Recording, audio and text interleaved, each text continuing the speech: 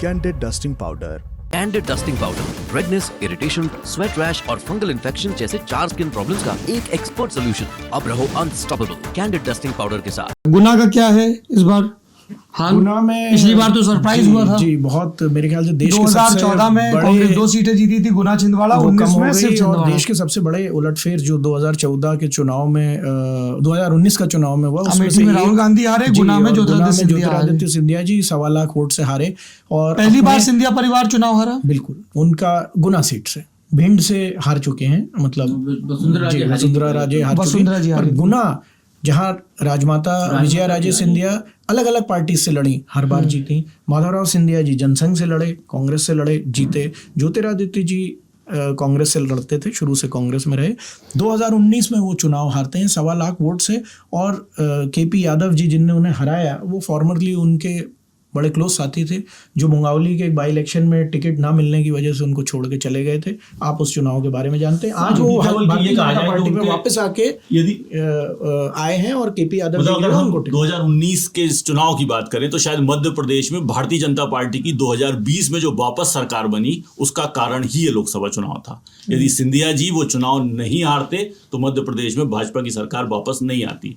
वहीं से जब वो सिंधिया जी चुनाव हारे और उनके सांसद प्रतिनिधि ने, जो भाजपा में जो था वो एक कांग्रेस में उनका सांसद प्रतिनिधि हुआ करता था, वो भाजपा में गया, उसने उन्हें चुनाव हरा दिया, केपी यादव ने। उसके बाद से जो है वो सिंधिया जी, ये कहा गया कि सिंधिया जी बहुत परेशान रहे क्योंकि वो कभी चुनाव हारे नहीं थे।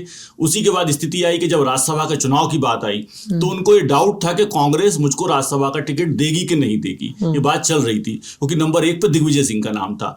वहीं से स्थितियां बदली। उनके एक दोस्त जो बैंकर थे, जफर आलम जो है, वो जो जफर इस्लाम जो दिल्ली में थे, जो भारतीय जनता पार्टी के प्रवक्ता थे, बाद में राज्यसभा में भी अब चले गए, उन्होंने उनके भारतीय जनता पार्टी से जोड़े।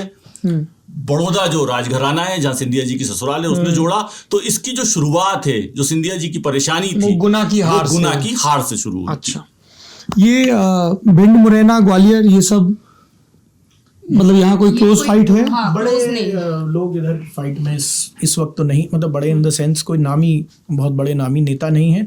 मुरैना का कॉन्टेस्ट, सौरभ जी, बहुत इंटरेस्टिंग माना जा रहा था क्योंकि यहाँ पर एक एक्स बीजेपी के व्यक्ति हैं जिनको कांग्रेस ने टिकट दे दिया है। सत्यपाल सिंह सिकरवार, जो सिकरवार परिवार से हैं, जिसमें बीजेपी में पहले रहे, अब कांग्रेस में है। उनके भाई ग्वालियर की एक सीट से एमएलए हैं, उनकी भाभी, मतलब एमएलए साहब की पत्नी ग्वालियर की मेयर हैं।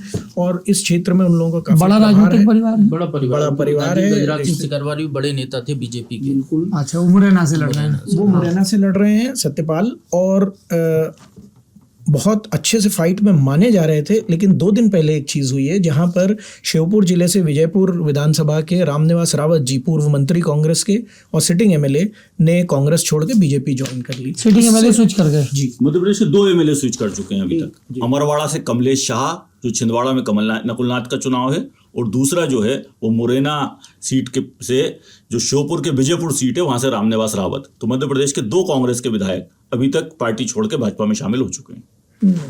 पूरा जातिगत मुरैना का जो पूरा इलेक्शन है वो जाति पे आधार पर ही हो रहा है। दोनों राजपूत आप कहाँ के रहने वाले हैं? सर, मैं ग्वालियर से। हाँ, मुझे लगा इसी इलाके में कहीं से। हाँ जी। तो जो मुरैना का है, पूरा जो कंटेस्ट है उसमें ये पूरा जाति पे है। और उसमें ये होता था कि ओबीसी के जो, जैसे राहुल जी ने बताया, रामनिवास रावत के थ्रू जो वो था, वो स्ट्रॉन्ग कंटेस्टेंट थे।